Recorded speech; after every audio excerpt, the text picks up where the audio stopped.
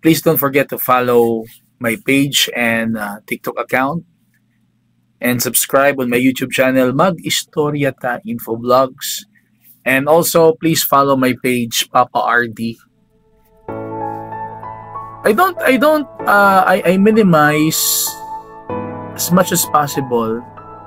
I minimize the using of the word intimidated or intimidate, because para sa ako dili ka dapat ma-intimidate sa usa ka tao.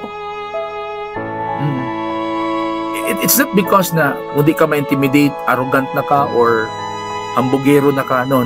What I'm trying to say, mga kaistorya, is ang tendency manggod sa tua kapag ka makakita tag tao na paminaw na to mas taas sa atua, mas dato sa atua, ma-intimidate na dayon ka. Ano na lang siya, why don't we replace or substitute the word intimidate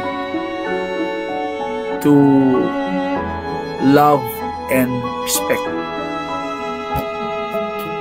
Dili ka ma-intimidate sa tao, pero imong gimahal o girespeto ang tao.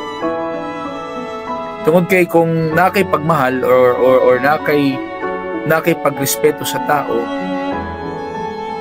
di ka madlok niya, pero imo siyang ginarespeto. Kung nakay pagmahal o pagrespeto sa imong isig ka tao, dili nimo tan-awon kung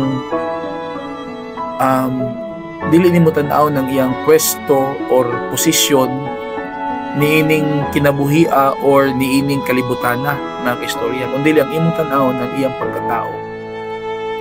Mahimong sa matag tao, mga kaistorya, na atay kanya-kanya nga role sa kinabuhi.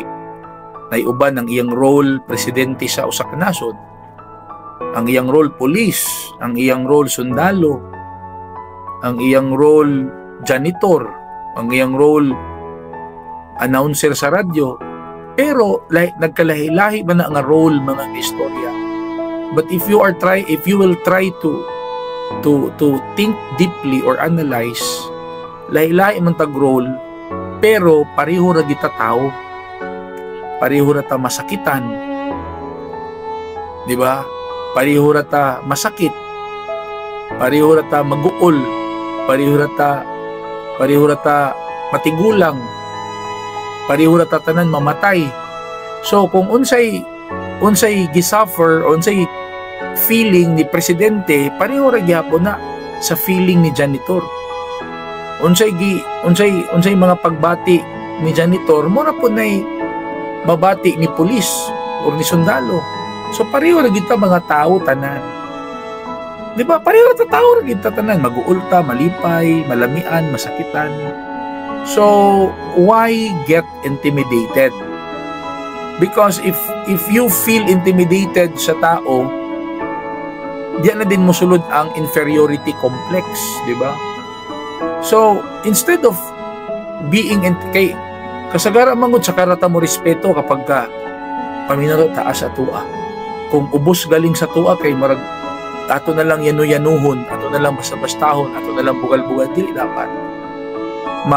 Mapapresidente man ka, mapapulis, mapasundalo, mapamayor, mapa-artista or whatever, don't get intimidated, but show respect and love to all people that you may encounter in your life.